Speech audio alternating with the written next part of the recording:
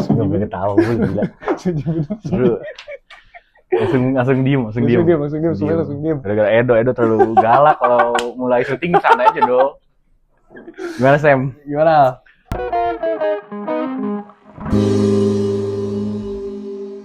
Aduh. Ini episode berapa ya? 7 ya? 7 8? 7 kayaknya. 7 ya? Kemarin 6, 7. 7 adalah angka Mulai. ini apa sih namanya angka yang nggak bisa dibagi tuh? Ganjil. Wow, nggak bisa dibagi ganjil. Hah? Bilangan prima. Oh iya. Itu 7 adalah angka bilangan prima. Jelek lah gue. Gitu. Sama seperti korupsi, kolusi dan nepotisme yang tidak boleh dibagi di seluruh kalangan masyarakat. Masuk lah. KKN. Mungkin KKN tuh ada definisi lain kalau anak kuliah kerja nyata. Gue nggak KKN lagi. Lah iya. Kan nggak ada. Bukannya lu ada ya? Angkatan gue dikonversi dari matkul. Jadi apa tuh? Jadi kan matkul udah sering turun lapangan. Oh. Jadi dianggapnya udah nggak usah. Kalau gue pengen sih jujur. Iya. Lu KKN nggak sih? KKN gue kurang tapi Semester berapa? berapa ya gue? Lu awal tahun apa akhir tahun? Tengah tahun. Akhir tahun geser ke Januari, makanya waktu zaman tim ses kan gue chaos bolak-balik. Oh iya. Bukan tim ses Prabowo, bukan tim ses apa, kita tim ses buat di kampus. Iya. Nah, itu kan perpolitikan kampus. Oh. Mau politik kampus, mau politik negara, mau politik luar negeri, kayaknya semuanya selalu ada indikasi korupsi, kolusi dan nepotisme. Pasti.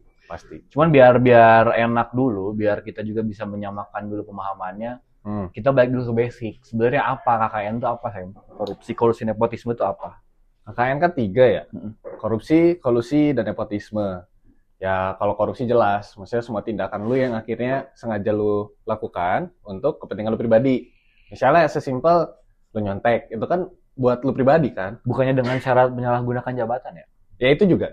Kan maksudnya kan eventually ada hal-hal yang bisa lo lakukan secara pribadi atas kuasa diri lu untuk memenuhi kepentingan lu. Secara pribadi, itu korupsi. Kalau kolusi itu ibarat kerjasama tapi dalam konteks yang kotornya, yang kurang baiknya. Gitu. Nepotisme ya dalam arti gue punya keluarga, gue jadiin wakil presiden. Itu aja, contohnya gitu. Berarti yang mana yang paling merusak negara? Kalau konteks hari ini gue bisa bilang nepotisme. Even though ya kolusi dan korupsi ya bukan berarti lebih baik ya. Tapi maksudnya hari ini yang paling mendereng dan akhirnya dinormalisasi menurut gue nepo. Menurut gue. Makanya sampai Cuma kan emang jadi susah juga Sam untuk kita tahu di mana barrier, oh ini nepotisme, ini tidak. Gitu. Maksudnya gini, kalau kita masih menganut sistem kerajaan, iya jelas. Itu bukan nepotisme, bahkan memang hierarkis aja iya, kan. Bener, turun ke anaknya langsung gitu. Ya Korut masih begitu kan. Turunnya ke keturunan langsung. Atau di Jogja, Sultan. Kan terus kan. Iya, terus. Langsung. Nah makanya kalau di konteks politik, boleh nggak bolehnya kayak gimana gitu loh. Untuk nepo. Menurut gue sih simpel gini. Kalau kemarin misalnya Gibran, udah sebut merek aja lah. Iya. Kalau Gibran mau maju sebagai wakil presiden atau bakal presiden, ya udah sesimpel hukumnya nggak usah diotak-atik. Itu aja. Kalau lu mau nepo bersih aja sekalian, berkontestasi sekalian gitu. Tapi itu jadinya kolusi juga nggak sih? Apa? Kan ada persekongkolan, kan yang merubah hukumnya paman-pamannya juga di situ. Nah, makanya udah Gibran adalah sosok yang merepresentasikan korupsi dan nepotisme. Itulah manfaat Wapres hari ini. Representasi dari 3 hal buruk di negara. Tapi kalau korup kita nggak tahu. Kayaknya belum ada indikasi, nggak tahu sih. Ada berita-berita. Kalau korup ya, sejauh dia dulu jadi kepala daerah memang nggak kecium. Bukan kecium. Jadi gini, kan dia waktu itu sempat jadi wali kota Solo ya. Orang-orang tuh bilang, ih dia nih bagus nih jadi kepala daerah semua segala. Lah iya, kalau lu lihat sebenarnya, lah waktu Jokowi jadi presiden, program-program strategis nasional itu tuh ditaruhnya di Solo. Makanya program-program dia bagus, anggarannya bagus, ya akhirnya approval rate-nya bagus kan. Ya itu akhirnya bener ya, tiga KKN itu beneran terjadi gitu loh. Akhirnya kalau korupsi secara uang pribadi diambil gitu ya, uang negara diambil untuk pribadi, gue nggak bisa bilang karena gue nggak Tidak punya ada data. indikasi ke situ. Tidak ada indikasi ke arah situ. Cuman kalau akhirnya program strategis disituin semua, akhirnya kekayaan pribadi naik dan sebagainya, ya jelas karena program-program nasional dimasukin semua ke situ. Gitu. Kalau korupsi, gue jadi penasaran deh, sejarah pertama kali ada korupsi di Indonesia itu korupsi apa ya? Di zaman itu belum ada KPK lagi. Iya, iya. Yang mengadilinya siapa? KPK tuh kan dibuat zaman Megawati. Megawati ya? Ya reformasi tapi lah intinya kan. Cuman kayaknya KKN ini akhirnya kita mulai terbiasa karena kita dijajah, menurut gua. Kalau balik ke sisi historisnya ya, kan akhirnya Belanda kan ngedorong kita buat Divide et Impera kan. Kita tempur pribadi gitu. Ya akhirnya itu menurut gua ya kolusi juga kan gitu dari dia pakai. Terus akhirnya Belanda juga melakukan praktik-praktik kolusi, korupsi dan nepotisme. Ya akhirnya ternormalisasi di kita gitu loh. Karena kan saat itu dia melakukan itu untuk kepentingan negara dia yang di sana, bukan di sini. Tapi jadinya cukup menitik beratkan, kita tuh jadi kayak menyalahkan suatu peradaban lain gitu loh, yang mengakibatkan kita jadi membiasakan KKN. Yang ya gue nggak tahu ya gitu. Mungkin ada sih riset-riset soal itu gitu ya. Entah apakah benar KKN itu dimulai dari Belanda dan lain-lain, tapi ada juga pandangan lain yang menarik. Bahwa katanya, ini kan kalau tadi ngomong dari zaman Belanda, terus lu tadi nyebut juga Divide et Impera, pasti lu pernah dengar ceritanya kalau kaum-kaum priai atau kaum-kaum bangsawannya, misalkan kayak mantan anak raja atau apa, jadinya kan dideketin sama Belanda. Jadi yang disiksa adalah tetap kaum-kaum rendahannya gitu, ya bisa dibilang yang di luar orang-orang bangsawan lah, orang-orang terhormat. Kayak misalkan di Sunda, nah kalau yang dulunya orang-orang kerajaan Siliwangi, Pajajaran, pasti dikasih lebih gitu. Jadi gubernur-gubernurnya tuh ditaruhnya sama Belanda tuh orang-orang yang dulunya punya power. Gitu kan. Kayak buat akses sekolah. Iya, betul. Nah itu kan juga kan. Gitu. Makanya sebenarnya kalau kayak gitu, itu juga jadi agak menodai nilai-nilai tokoh-tokoh yang kita sebut sekarang sebagai pahlawan dong. Karena kalau kita beneran dijajah dan Belanda sejahat itu, ya Soekarno tidak akan punya akses ke akademi, Bung Hatta tidak akan pintar, Tan Malaka tidak akan punya banyak referensi, gitu. Makanya ada yang bilang sebenarnya Belanda tuh nggak korup, tapi Belanda tuh beneran ngasih upah ketika mereka ya bikin apapun di negara kita gitu. Belanda tuh beneran ngasih upah. Yang korup adalah itu gubernur-gubernurnya, yang adalah orang-orang kita sendiri. Dalam tanda kutip ada juga ada pribumi-pribuminya betul. Ada juga yang punya asumsi itu ketika itu tuh gitu. Jadi belum tentu juga Belandanya yang jahat gitulah. Ya gue nggak tahu apakah itu jadi anti propaganda dari penjajahan yang sudah dilakukan ke kita gitu ke Indonesia. Tapi ada juga point of view itu. Gitu. Tapi yang paling penting kan sebenarnya adalah kenapa kita harus tahu bibit korupsinya dari mana supaya kita tahu juga cara mencegahnya gimana gitu kan. Tapi ya sekarang tuh orang-orang udah apa ya bahasanya? Udah hopeless buat ngeberesin kolusi dan nepotisme itu udah banyak yang hopeless menurut gue ya. Karena akhirnya pendekar-pendekar yang melawan korupsi, kolusi dan nepotisme sekalipun akhirnya udah berupaya dari tahun kapan sih ya? Gak usah jauh-jauh deh, gak usah dari komunitas-komunitas, tapi instansinya aja sekarang tuh ada KPK gitu kan. Tapi ya isinya orang-orang yang dikontrol juga gitu lah, yang bisa dikondisikan lah gitu dalam tanda kutip ya. Jadi gue lupa deh, pokoknya sebenarnya yang kayak gitu tuh referensinya dari Yunani, dari zaman filsuf. Karena kan mulai bernegara tuh dari sana. Gue lupa tapi zaman Aristoteles sama Plato atau siapalah. Pokoknya sampai akhirnya jadi muncul istilah aristokrat, meritokrasi itu kan karena itu sebenarnya dari mereka juga kan. Nah jadi ada bahasa gini, ketika ada seseorang memiliki kuasa tertentu atau ada instansi yang menjadi penguasa, harus ada pengawas penguasanya. Nah, pengawas ini siapa pengawasnya? Nah itu tuh jadi pertanyaan. Gitu. Sebenarnya kan kalau kita mau lihat di Indonesia, kalau menurut gua, misalkan presiden, pengawasnya kan DPR, Dewan. Nah ini kalau satu partai juga kan udah aneh.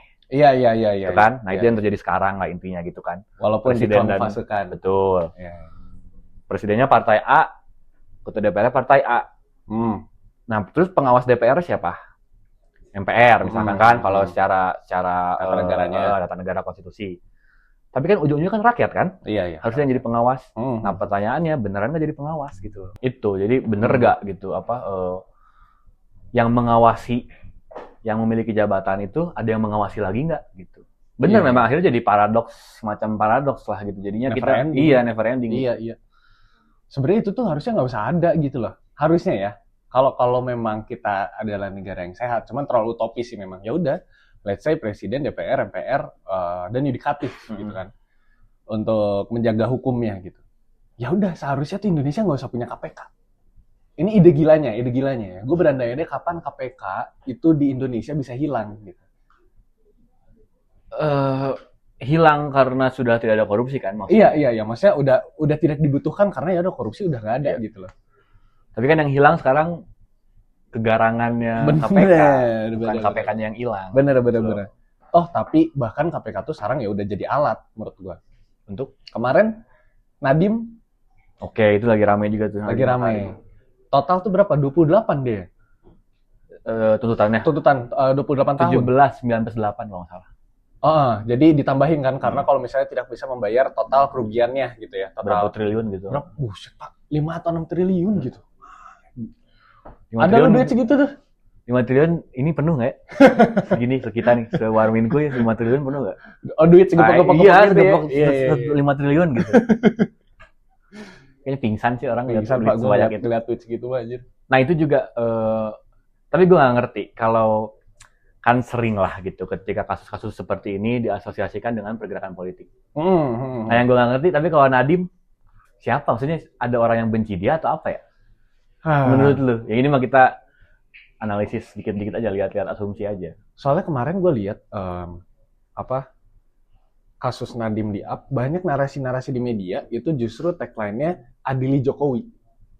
Jadi yang diadili ya Jokowi instead of Nadiem harusnya, karena Nadiem kan orang tunjukannya Jokowi. Betul, ya menteri adalah bawahan presiden.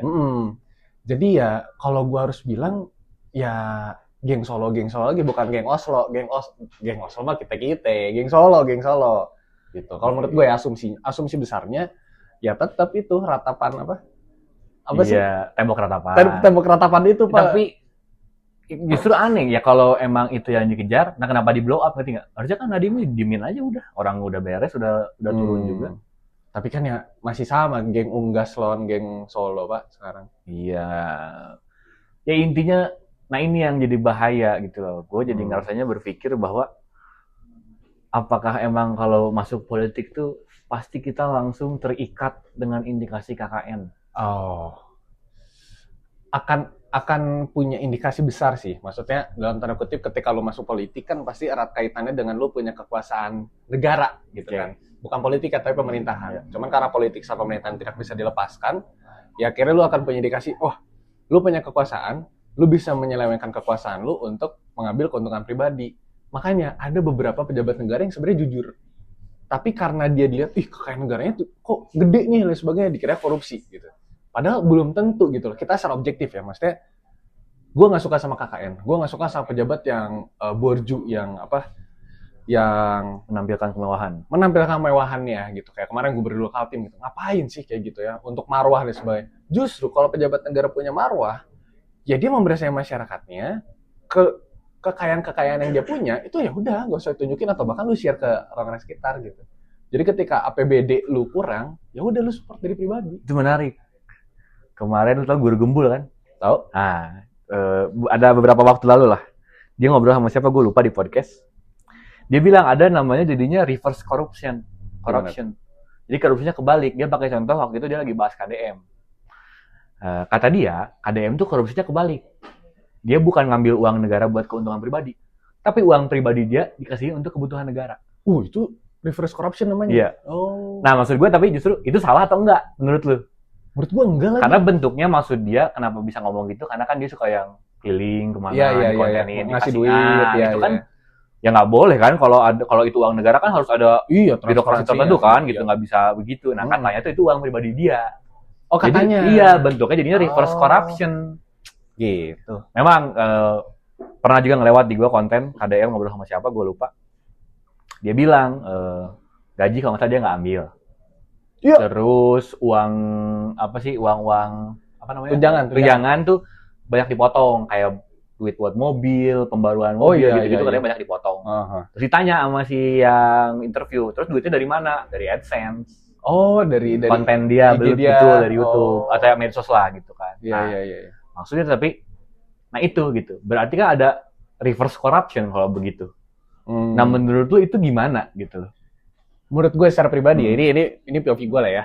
Menurut gue nggak jadi masalah, silahkan aja. Kenapa?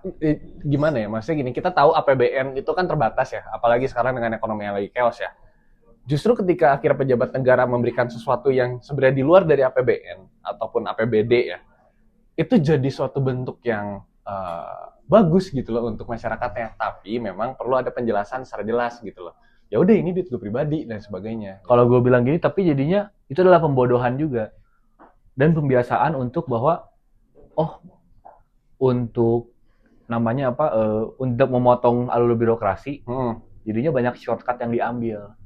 Oh iya. Gitu loh. Iya. Untuk membantu seolah-olah jadinya gini, kalau gue yang rasanya rakyat bisa berpikir, oh berarti biar cepet. Iya. Gitu. Berarti kan muncul juga masalah di situ. Berarti kita tahu duit pemerintah banyak, tapi susah turunnya. Jadinya pemimpin-pemimpin yang sifatnya populis, seperti KDM yang sangat populis, ya pakai uang pribadi. Iya. Oh iya, akhirnya itu juga menguntungkan kepala daerah yang punya kekayaan besar. Betul. Kalau misalnya kepala daerah yang dalam tanda kutip, kekayaannya kurang, ya approval rate-nya turun jadinya. Nah, iya gitu itu maksudnya. Iya. Itu masuk akal. Jadi kalau kita mau seuzon lah gitu, kalau kita mau negative thinking dari apa yang dilakukan oleh KDM yang dianalisa sama Guru Gembul, menurut gue itu adalah hanya untuk memelihara kebodohan masyarakat lagi. Apa yang dilakukan oleh KDM? Iya, gitu. Itu sifatnya pemimpin populis yang pengen cepat. Jadi memanjakan. Iya. Sekarang apa bedanya? Sama aja dia berarti membypass hukum. Birokrasi dan sebagainya. Iya, itu kan sepakat gue. Ada hukumnya kan gitu. Iya. Gue sepakat juga karena kalau gue lihat konten KDM ya, ini sedikit yang KDM ya, dia secara ngasih uang ke masyarakatnya itu bagus-bagus aja gitu loh, karena memang dibutuhkan atau apa. Cuman kalau lu lihat, Pak, dia tuh pembawaannya selalu marah-marah. Lu lihat gak? Ada waktu itu, lu kalau lihat di jalan ada truk, kan suka ada KDM, Bapak Aing gitu-gitu. Disamperin sama KDM. Nah ini makin banget Aing. Kenapa Pak? Gini-gini. Nggak boleh, ini ada hak cipta, gini-gini. Dan sebagainya. Mana? Duit. Kan gue kaget kan. Awalnya gue kira beneran. Dimintain duit si supirnya. Dimintain duit, cuman gocengan, cebanan, semua segala. Diambil sama KDM. Yaudah sok, masuk mobil lagi. Dimasukin, tapi dikasih sisanya 10 juta atau 5 juta. Jadi dilebihin gitu sama dia. Pak, ini kenapa gini-gini? Ya, lu jangan heran kalau gitu nanti semua supir belakangnya muka KDM semua. Jangan heran kayak gitu. Agak bagus tuh, gubernur bikin konten prank ya. Ini jatuhnya prank, ya kan? Jatuhnya prank itu. Bagus tuh. Iya. Bentuk kampanye baru tuh bikin prank. Pranknya duit lagi. Wah, jangan sampai jadi tren sih. Tapi sekarang lagi banyak konten soal itu. Tahu gak yang, jadi dia bikin POV misalkan. Aduh, pakai bahasa Sunda sih. Aduh, keur teh cenah kabayang mun jual aya Pak KDM cenah ngaliwat. Terus jadi mereka tuh seolah-olah memeragakan kalau mereka ketemu KDM. Kan suka kernaon gitu. KDM juga gitu. Misalkan nuju ieu Pak, lagi misalkan lagi apa gitu. Lagi cari kerja, misalkan dibilang gitu kan. Udah dapat belum gitu. Jadi seolah mereka tuh berharap kalau ketemu KDM langsung dibantu. Iya. Gitu. Nah, itu kan bentuk pemimpin yang sangat populis ya. Benar. Nah, apakah karena masyarakatnya juga dimanjakan dengan pemimpin yang seperti itu, jadinya kitanya juga terbiasa atau akhirnya membiarkan KKN terjadi, yang penting guanya juga dapat. Oh iya lagi Pak, maksudnya ya jelas kenapa akhirnya masyarakat kayak gitu, karena ya mereka berharap sesuatu yang instan pertama, kedua kalau misalnya sekarang lu lihat orang-orang tuh justru nggak berharap dikasih kerjaan sama pemerintah, orang-orang berharapnya dikasih duit sama pemerintah, karena mereka tahu kerjaan yang dikasih sama pemerintah itu di dalamnya nepotisme semua. Koperasi desa, MBG, apalagi magang hub, ya itu isinya ada yang dibintangin, ada yang apa. Ya kira banyak program-program pemerintah, kalau ngomongin ketenaga kerjaan, itu isinya udah orang-orang yang dibintangin semua. Dibintangin tuh untuk yang dititipkan. Yang nggak transparan lah. Gitu. Jadi orang tuh sekarang berharapnya duit, bukan kerjaan gitu loh. Karena mereka mikir, oh ya udah kalau duit gue bisa bikin modal kerja atau apa. Tapi kan sebelum mereka mikirin modal buat pekerjaan mereka, ada perut juga yang harus diisi. Gitu. Belum utang-utang buat sekolah, buat apa dan sebagainya gitu. Itu jadi cuman gini, ada pandangan lain soal itu. Kan tadi lu bilang pun dikasih pekerjaannya juga udah diatur lah gitu ya, sedemikian rupa yang akhirnya jadilah nepotisme gitu kan. Itu kan bentuk nepotisme paling nyata. Tapi di sisi lain juga ya itu juga muncul karena pejabatnya tidak mau mengedukasi juga gitu loh. Balik lagi tadi, kasihnya harus instan lagi. Oke. Jadi dengan mereka populis, langsung ngasihnya uang. Jadi masyarakatnya terbiasa terus seperti itu. Iya. Gitu. Jadi sangat-sangat banyak sekali celahnya tuh yang akhirnya jadi masalah gitu. Jadi banyak hal, ini yang menurut gue harus lebih diperhatikan. Bahwa ketika ada niat baik, eksekusinya tidak benar. Ya akhirnya tidak jadi output yang baik juga gitu. Akhirnya gue kemarin sempat mengidam-idam.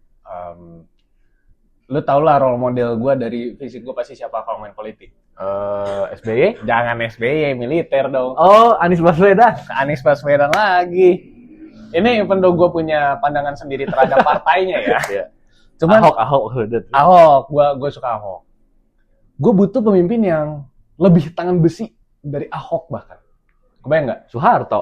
Jangan Soeharto juga, masuk dong kayak gitu mah. Tapi maksud gue pendekatannya kayak dia gitu loh, kerasnya. Jadi misalnya kayak tadi, dia datang ke masyarakat, terus ada, Pak minta duit, Pak minta apa, Pak minta apa. Apaan lu minta duit ke gue? Udah lu cari kerja aja gini, gue udah bikin kok program-program gini-gininya. Nanti kan masyarakat akan geser tuh nyari program itu. Nanti akan ada suatu pressure buat program itu. Wih, gue harus lebih transparan, gue harus begini. Pimpinan negaranya atau pimpinan daerahnya, dia juga nekan program ini gitu loh. Nah, Ahok kan kemarin gagal melakukan itu karena akhirnya orang-orang di bawahnya dalam tanda kutip kurang kompeten. Oke. Ya, bayangin ada orang yang lebih tegas dan lebih kuat dibandingkan Ahok, ditambah bawah-bawahnya orang-orang berkapasitas semua. Wah, kece banget Pak. KKN gak bakal ada, menurut gue. Ya, satu kan yang udah disadari bahwa kita tidak bisa menaruh harapan itu ke satu orang. Oh iya, memang. Gitu. Yang harus ditaruh kan harapannya terhadap sistem kan. Benar. Jadi yang harus berubah, makanya jadi pertanyaan lagi, balik lagi kayak waktu kita awal ngomongin soal pemerintah cermin masyarakat atau masyarakat cermin pemerintah. Oh iya. Mereka kan kausalitas gitu. Mereka adalah sesuatu yang terhubung, mereka adalah rantai. Jadinya ya harus dimulai dari kedua belah pihak secara bersamaan. Benar. Tapi balik lagi, secara wewenang, yang punya lebih siapa? Ya mereka, pemerintah kan, udah jelas gitu. Makanya jangan sampai gitu. Ini karena pasti udah muncul juga, lu pasti ya kayak orang-orang kayak kita lah gitu. Secara kelas ekonomi bukan yang kaya banget. Kita juga tapi bukan kelas bawah yang bener-bener di ranah kemiskinan gitu kan. Hampir segitu. Ya kalau dolar dibiarin terus mah kita juga miskin iya. Kayaknya begitu ya. Berapa sih gitu. sekarang? 17.000 ya? 17,5. Chaos Pak. Gitu. Nah, main FYP konten gue. Oh iya, gue lihat 140.000 ada ya lo ya. Tapi gue digoreng gue. Oh, digoreng? Iya. Ini gue jawab di sini. Jadi ada yang bilang gini. Klarifikasi ya. Gue lihat akunnya jujur gue stalk yang komen. Dia komennya gini. Udah gede gak bisa bedain kebijakan fiskal sama moneter. Bodoh, buset. Terus gue searching tuh. Enggak searching. Terus gue belajar, gue bukan belajar justru. Kenapa? Jadi kan si konten gue adalah tulisannya adalah day kesekian menunggu janji Purbaya. Itu kan. Gitu. Yang mana dia adalah Menke. Iya. Terus gue bahas di bawahnya dolar. Iya. Nah, jadi seolah-olah kayak gue salah nembak orang. Iya, gitu. Itu kan dolar katanya bukan urusan Purbaya. Oke. Padahal kalau dilihat lagi, lihat dong jejak digitalnya kan banyak. Pak Purbaya yang bilang sendiri. Saya kalau mau turunin dolar gampang bisa tuh. Dia pernah bilang itu, gitu. Jadi terlepas itu kebijakan dia atau bukan, dia sudah pernah ngomong gitu. Makanya apa? Berhati-hatilah untuk para pejabat dalam mengucap. Itu maksud gua, gitu loh. Sekarang udah begini mah, baru tuh keluar kan pembelaan-pembelaan. Itu bukan urusan dia. Tapi itu urusan negara, gitu loh. dan Pak Purbaya adalah bagian dari negara itu sendiri. Bener. Emang kenapa kalau gue mau nyalahin Pak Bahlil misalkan, gara-gara lu dolar naik, itu terus kenapa? Dia juga pejabat, dia juga punya akuntabilitas akan hal itu. Tapi lu nyalahin Bahlil bukan karena menyebalkan kan mukanya? Enggak. Tapi dia lagi naik kan sekarang. Naik mulu dia, naik apa nih? Enggak, lagi maksudnya reputasinya lagi agak positif. Oh iya. Benar. Bagus ada ini yang ditanyain soal apa ya, gue lupa, ada isu yang cukup kenceng soal SDM. Dinda, kan dia baru datang.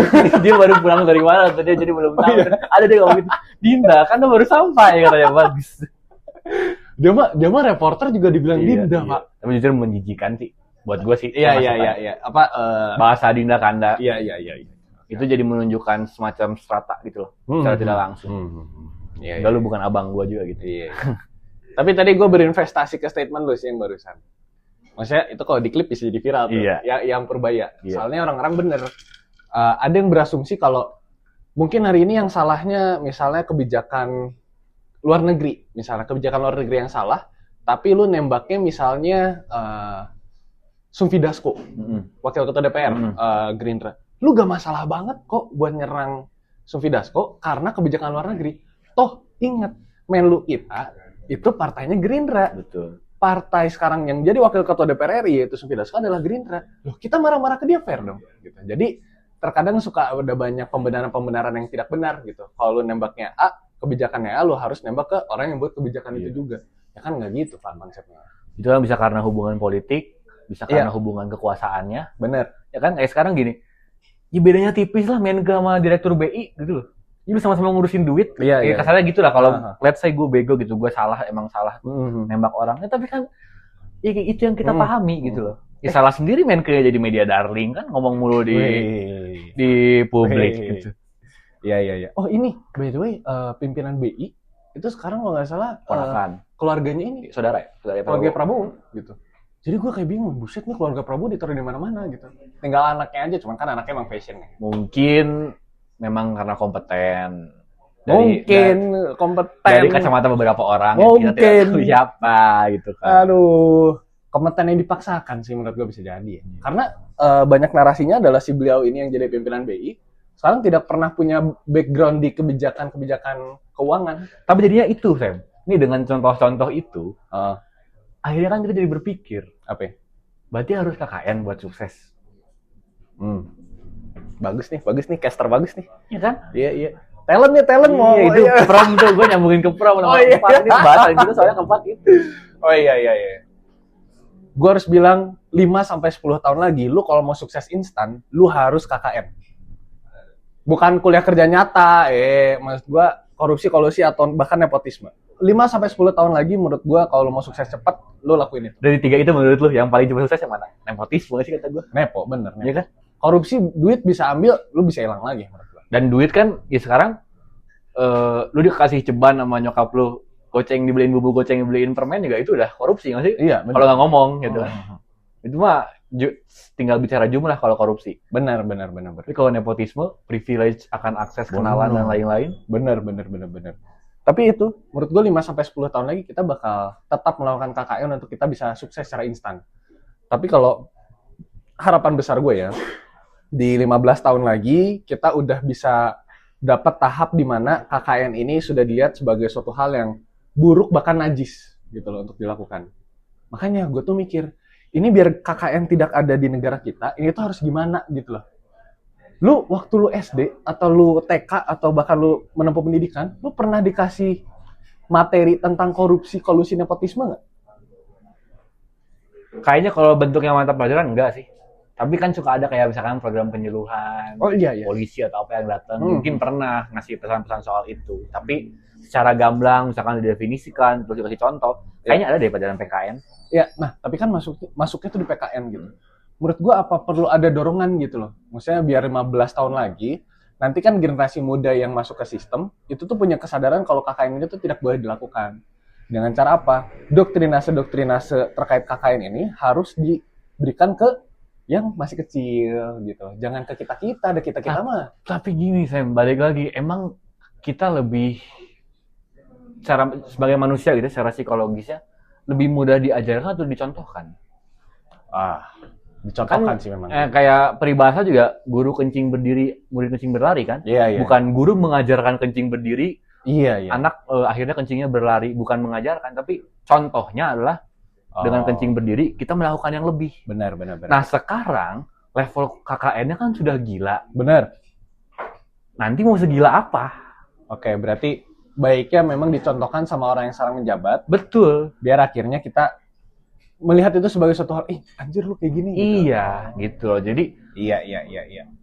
normalisasi KKN-nya tentu harus dihentikan. Iya. Nah, terus praktik KKN-nya juga harus diusut secara betul-betul gitu. Iya. Tindak secara serius. Benar. Dan jangan bermain di ranah abu-abu. Itu kan pernah ditanya waktu 3 capres sama Najwa Shihab. Apa tuh? Soal hukuman korupsi. Yang soal ditanya, pantas nggak untuk dihukum mati kalau koruptor? Ya yang sekarang terpilih kan bilang, saya kira hukum kita sudah benar sekarang. Jadi dia tidak jawab benar-benar. Ya. Tapi kalau akhirnya ngomongin korupsi, ini korupsi, kolusi, dan nepotisme, gue sepakat kalau hukumannya memang harus menurut gue. Ini liberalnya dan sangat di luar nalarnya gue sepakat untuk kayak gitu. Biar akhirnya ada efek jerah. Kalau enggak, bakal dibiarin aja. Lah sekarang, kemarin lu sempat nonton ini nggak? Apa sih? Ada filmnya Joko Anwar yang terbaru apa? Ghost in the Shell. Ghost in the Shell itu sebenarnya ngajarin kita kalau ada perbedaan. Kalau lu tukang jualan narkoba itu chaos banget si penjaranya. Tapi kalau lu yang korupsi itu penjaranya bagus banget, udah kayak rumah, Pak. Gitu. Nah, dari sekarang artis-artis terus bahkan pembuat film, konten kreator itu tuh semuanya udah concern ke arah situ. Tapi kenapa nih mereka enggak gitu lah. Harus ada efek jerah yang jelas gitu loh, ini biar orang-orang tuh stop. Gitu. Menurut gue itu liberal. Ya dengan segala pertimbangannya lah gitu kan. Itu pasti kan gitu, nggak boleh. Memang gitu untuk hukuman itu kan ributnya dengan hak asasi manusia soal hukuman mati. Tapi karena kita bukan praktisi hukum dan kita juga lu juga belum masuk ke ranah pejabat memang secara resmi. Apa kira-kira langkah konkret yang kalau kan katanya kadang kalau kritik harus dikasih solusi nih harus dibarengi dengan solusi. Nah coba kita kasih solusinya apa kira-kira langkah konkret yang harus dilakukan untuk mencegah korupsi atau tidak membudayakan lagi KKN. Langkah biar kita tidak KKN lagi. Kalau tadi gua kutip dari lu, kita lebih baik mencontohkan daripada mengajarkan. Berarti contoh pertama untuk memberantas KKN adalah adili Jokowi dan adili Gibran. Itu langkah pertama. Kalau lu mau korupsi, kolusi, dan nepotisme gak ada di Indonesia, yang pertama harus adili Gibran dan adili Jokowi. Nanti ini gua cut ke lu doang sih kayaknya. Lalunya juga harus ada. Enak aja lu. Menurut gua harus adili mereka. Karena mereka udah jadi tokoh yang satu Indonesia tahu. Bayangin kalau misalnya Jokowi kena, bayangin kalau Gibran kena, itu antek-antek di bawahnya, termul-termulnya pasti ketar-ketir. Itu dari pertama itu doang. Meski harus siap dengan resiko kekacauan negara. Oh iya. Instabilitas politik pasti akan mempengaruhi banyak hal. Bener, itu ya gue sepakat. Tapi ya itu kan, maksudnya kalau lu mau melewati suatu hal yang berubah secara positif, lu harus melewati krisis dulu kan. Ya memang akhirnya gue harus bilang, kalau one day kita mau berhentikan korupsi, kolusi, dan nepotisme atau KKN ini, kita harus siap dipimpin oleh pemimpin negara yang sangat otoriter dan sangat tangan besi. Walaupun itu punya konsekuensi dan resiko, bisa jadi dia juga korupsi, kolusi, dan nepotisme. Betul. Tapi bayangkan kalau orang tangan besi, tapi dia kerjanya bener. Itu akan ada jadi suatu krisis besar, bahkan bisa jadi kayak 98 menurut gue. Karena orang-orang yang marahnya support masyarakat biar, ayo vaksin aja apa semua segala kayak gitu. Itu menurut gue bisa jadi terjadi. Tapi selain itu, kalau itu kan ke pemerintahannya. Itu pertama. Yang kedua, hukum kita harus jelas. Maksudnya dalam arti, menindak korupsi, kolusi, dan nepotisme ini jangan tumpul ke atas gitu loh, tapi tajam juga ke atas. Dan yang terakhir, masukkan doktrinase korupsi, kolusi, dan nepotisme ini gak boleh ada ke generasi yang akan lanjut nantinya. Menurut gue kayak gitu. 3 hal itu deh, mulai dari 3 hal itu, gue gak tau kayak susah banget. Gue tambahin 1. Kembali dekati nilai-nilai budaya dan tradisi kita sendiri. Bujet dalam. Itu udah. Kalau mau benar-benar memberhentikan semua ini, gitu. Ada kemarin gue nonton YouTube Chronicles punyanya Bagus Mulyadi. Bule yang ngomong. Gue agak malu. Dia bule tapi menetap di Indonesia dan mempelajari soal sejarah Indonesia. Zaman, kalau nggak salah dia bilang zaman Patimura, itu ada filosofi di prasasti yang ditemukan. Aturannya adalah berhenti ketika cukup. Oh, apapun. Itu di agama juga ada. Kalau di Islam paling gampang adalah soal makan, berhenti sebelum kenyang. Oh iya. Itu kan berarti cukup, gitu loh. Dan nilai-nilai budaya hampir semuanya sudah berbicara soal itu. Oke. Gitu. Makanya kalau yang diserap terus-terusan budaya Barat, ngobrolnya sama Donald Trump terus, sama Putin terus, sama siapa? Netanyahu terus, nongkrongnya di situ terus, tapi tidak ada pendekatan ke budayanya, tidak menghargai tradisi dan adat, nilai-nilainya hilang. Ya udah, budaya yang diserap adalah budaya kapitalis, yang mana kapitalisme adalah jalan utama masuknya korupsi, kolusi, dan nepotisme. Benar. Gitu. Abis ini kita tanyain ke AI. Benar. Soal KKN ini. Oke. Seperti biasa, sesi terakhir kita review AI. AI review. Review AI sama aja lah. Langsung aja. Kita langsung ke prom. Oke. Yang pertama dulu ya. Masih tentang KKN ya? Iya dong. Oke. Yang pertama, sudah pasti kita tahu ada komisi yang dikhususkan untuk memberantas korupsi. KPK. Yaitu KPK. Nah, sekarang kita tanya ke AI. Kalau dia jadi KPK, gini berarti kata-katanya. Kalau kamu jadi KPK. Apa strategi kamu untuk memberantas KKN? Untuk memberantas KKN.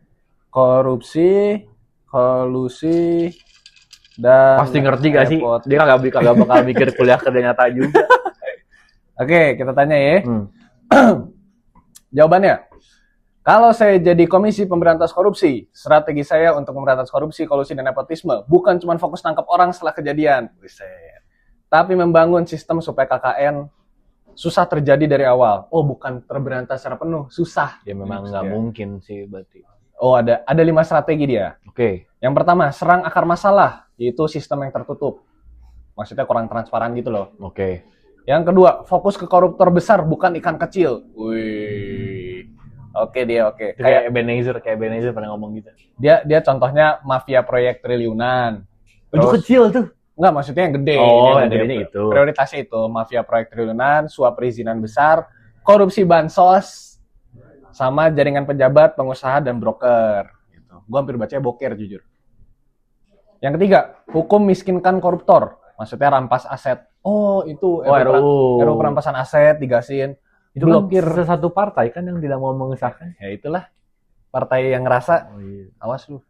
Buset. Enggak, katanya oposisi sendiri. Lanjut. Blokir rekening keluarga dan nomine. Larang seumur hidup. Bikin lagi blokir. Larang seumur hidup pegang jabatan publik. Sama blacklist perusahaan pemberi suap. Nah, terus bongkar nepotisme dan kolusi dari hulu. Ya, biasalah itu normatif. Sama bangun budaya anti korupsi. Pendidikan, tuh kan bener. Edukasi itu penting buat anti korupsi. Nah, tapi dia ngasih. Kalau saya jadi ketua KPK, slogan saya, bukan sekedar menangkap koruptor, tapi membuat korupsi mustahil dilakukan. Buset. Gitu, Bos. Oke. Tapi lu puas gak dengan jawabannya? Enggak lagi. Sama aja kayak gue tadi itu mah. Iya kan? Kayak terlalu normatif juga jawabannya. Biasalah, AI terlalu moderat dia. Wih, tapi sorry. Apa? Kalau versi brutal dan realistis di Indonesia sekarang, saya akan tambah 1 langkah. Coba. Audit total dana partai politik dan biaya pemilu. Gar. Ini. Bener. Ini masuk. Memang. Solusi lain gue tambahkan lebih brutal. Itu. Bubarkan semua partai politik ya. Repot. Kita buat ulang sistem politik di negara. Repot. Selanjutnya. Lanjut ya, prom berikutnya aja langsung.